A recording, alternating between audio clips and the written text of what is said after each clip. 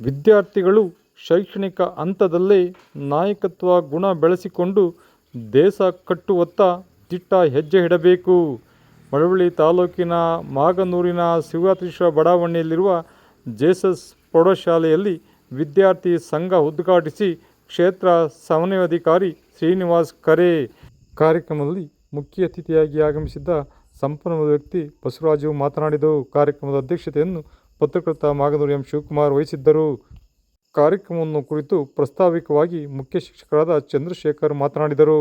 ಇದೇ ಸಂದರ್ಭದಲ್ಲಿ ಸಂಸತ್ ಚುನಾವಣೆಯಲ್ಲಿ ವಿಜೇತರಾದ ಮಕ್ಕಳಿಗೆ ಪ್ರಮಾಣ ವಚನ ಬೋಧಿಸಿ ಬ್ಯಾಡ್ಜ್ ವಿತರಿಸಲಾಯಿತು. ಕಾರ್ಯಕ್ರಮದಲ್ಲಿ ಸೇವೆ ಸಲ್ಲಿಸಿ ವರ್ಗಾವಣೆಗೊಂಡ ಗುಮಾಸ್ತ ನಾಗರಾಜುಗೆ ಹಾಗೂ ಮುಖ್ಯ ಅತಿಥಿಗಳಿಗೆ ಅಭಿನಂದಿಸಿ ಗೌರವಿಸಲಾಯಿತು. ಯಾಕಂದ್ರೆ ಯಾವುದೇ ಕಾರ್ಯಕ್ರಮ ಆದ್ರೂ ಅದಕ್ಕೆ ಅರ್ಥಗರ್ಭಿತವಾಗಿರ್ಬೇಕು. ಮಕ್ಕಳು, ಇಲ್ಲಿ ನಾನು ದೊಡ್ಡ ದೊಡ್ಡ ವೇದಾಂತ ಸಿದ್ಧಾಂತ ಹೇಳಿ ನಿಮ್ಮನ್ನ ಬೋರ್ ಮಾಡಕ್ಕಲ್ಲ. ನೈಜವಾದಂತ ಕೆಲವಷ್ಟು ವಿಚಾರಗಳನ್ನ ನಿಮ್ಮ ಮುಂದೆ ಪ್ರಸ್ತುತಪಡಿಸ್ತೀನಿ. ಅದು ಕೆಲವೊಮ್ಮೆ ನಮ್ಮ ಸಮೀಪದಲ್ಲೇ ನಡೀತಾ ಇರುತ್ತೆ ಅಥವಾ ನಾವು ಅದರಲ್ಲಿ ಭಾಗಿ ಕೂಡ ಆಗಿರುತ್ತೆ. ಈ ದಿನ ವಿದ್ಯಾರ್ಥಿ ಸಂಘದ ಉದ್ಘಾಟನಾ ಕಾರ್ಯಕ್ರಮದಲ್ಲಿ ನಿಮ್ಮ ನಾಯಕರಾಗಿ ಬೆಳೆಯುವ ಬಗ್ಗೆ ಮಾತಾಡ್ಬೇಕು. ಹೌದಾ?